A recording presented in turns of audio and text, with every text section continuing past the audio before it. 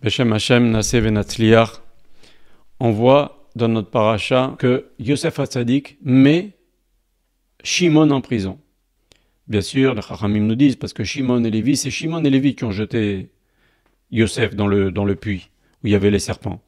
Rachi explique, Rouven, on a vu qu'il veut le sauver, Yehuda, il dit à quoi ça sert de le tuer. Donc les deux grands, les deux aînés, n'étaient pas pour cette chose-là. Donc qui vient derrière? Shimon et Lévi.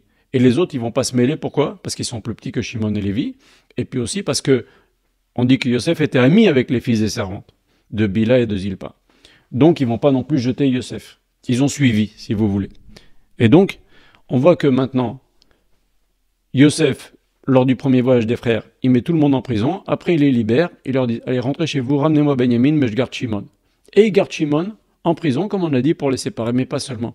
Ça va beaucoup plus loin.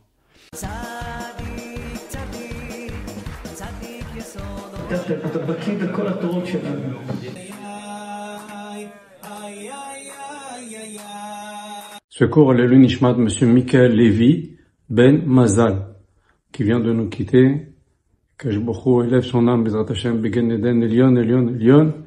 Beaucoup de nachat, la consolation et beaucoup de nachat à sa famille, la bracha, la protection à sa famille, Bezrat Hashem. Yosef Hatzadik, qui sait que toute cette histoire-là, vous voyez que Yosef n'a jamais pardonné à ses frères. Yosef n'a jamais pardonné à ses frères, alors que la Torah n'arrête pas de nous dire il faut pardonner, il faut pardonner, il faut pardonner. Yosef n'a jamais pardonné. Pourquoi? Parce que là, ils ont touché au fondement de Ham Israël. Cette sinatrinam que l'on traîne encore et qui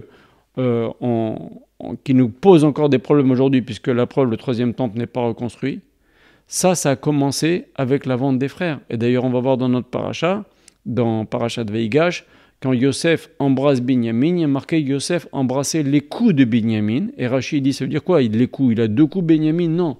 C'est dans Shirachirim, on dit que le coup, c'est le Bet Hamikdash, puisque le lien entre Akadosh Baruch Hu et nous, c'est le Bet Hamikdash, là où on fait les korbanot, là où notre filote, elles vont vers le Bet Hamikdash, après elles montent vers le ciel.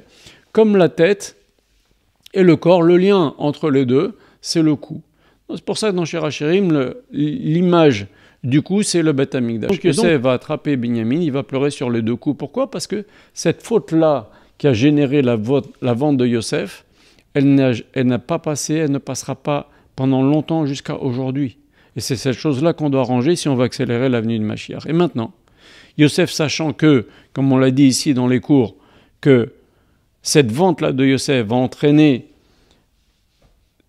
dans chaque génération 10 tzadikim qui souffrent pour rien, et les premiers ont été la Sarat Harugé Malchut, Rabbi Akiba, Rabbi Yehuda ben Barbaba, Rabbi Hanania ben Teradion, Rabban Gamliel, Rabbi Ishmael Kohen Gadol, tous ces grands 10 tzadikim qui sont morts. Il y avait 2 tzadikim qui devaient mourir aussi. Yosef, pourquoi il va être puni? Parce que lui, il a généré cette haine en racontant à son père, comme on l'a dit ici dans le cours.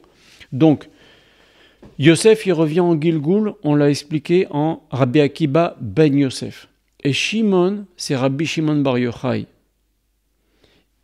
Rabbi Shimon bar Yochai est le Gilgoul de Shimon. Et qu'est-ce qu'il fait Yosef? Il met Shimon en prison. Pourquoi? Pour qu'Rabbi Shimon bar Yochai ne soit pas tué avec la Sarat Harugé Malchut. Sa kapara, ça va être quoi? De passer 12 ans dans cette grotte. Donc Yosef, quand il met Shimon en prison, il est en train de symboliser que je sauve Rabbi Shimon bar Yochai. Rabbi Shimon bar Yochai, je ne veux pas qu'il soit tué comme les autres. On va le sauver, il va passer 12 ans dans la grotte, mais au moins il ne sera pas tué. C'est pour ça que Yosef il a choisi Shimon, pour sauver Rabbi Shimon bar Yochai.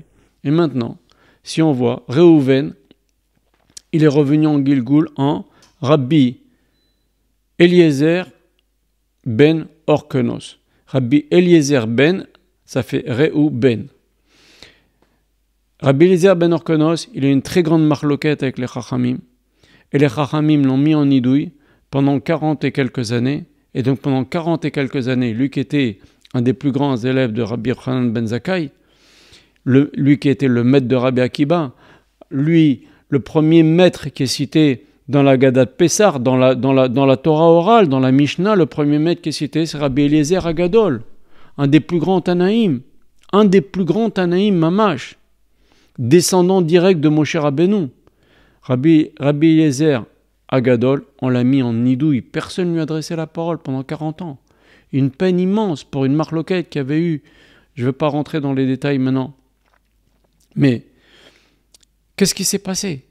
C'est que lui, étant le Gilgul de Reuven, il risquait aussi de revenir et de se faire tuer parmi la Saratareg Malchut. Et Hachem, il lui a changé ça en nidouille. Donc c'est vrai que Rabbi Eliezer ben Orkenos, il a eu de la peine, il a souffert, mais, comme Rabbi Shimon bar Yochai qui a souffert dans sa grotte, mais ils ont été sauvés de cette xéra des 10 qui reviennent en Gilgul, et on aurait pu avoir 12 tués à cause de cette histoire de la vente de Yosef dans chaque génération. Il y en a eu 10. Maintenant, Rabbi Eliezer ben Orkenos, qui revient en Gilgul, il est sauvé par la bracha de Moshe Rabbeinu.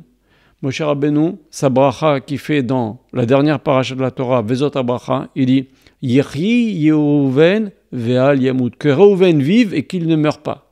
Évidemment, s'il vit, il ne mourra pas. Qu'est-ce que ça veut dire? Le Targum dit, Targum Onkelos, ils disent qu'il vive et qu'il ne meure pas une deuxième fois. C'est-à-dire que Reuven, bien sûr, Reuven, il est mort, mais la deuxième fois quand il va revenir en Gilgul, en Rabbi Eliezer ben Orkenos, qu'il ne meurt pas. Qui prenne le pauvre, il a pris 40 ans et quelques en nidouille, exclu, personne ne lui adressait la parole, il priait seul, il n'avait pas de vie communautaire, et surtout, il ne pouvait pas enseigner, ça lui a été très très dur, mais il a eu la vie sauve. Donc, Rabbi Shimon bar Yochai, il a été sauvé par Yosef Hatzadik, qui a mis Shimon en prison. Rabbi Eliezer ben Orkenos, il a été sauvé par la bracha de Moshe Rabbeinu. Des fois, il y a des choses difficiles qui arrivent, comme Rabbi Shimon bar Yochai, 12 ans dans la grotte. Bon, il a écrit le Zohar, heureusement, Baruch Hashem. Mais c'est difficile à vivre. Mais c'était ça ou mourir. Donc, Yosef a préféré ça. Et pareil pour Rabbi Eliezer ben Orkenos. Comme Reuven, il a voulu sauver son frère, il a eu la bracha de Moshe Rabbeinu pour que Rabbi Eliezer ben Orkenos ne fasse pas partie de ces xéra d'Asaratareg Malchut, et à la place, il prenne ces 40 années où il sera séparé de tous les autres Hachamim. C'était difficile, mais il a eu la vie sauve. Qu'Hachem vous bénisse.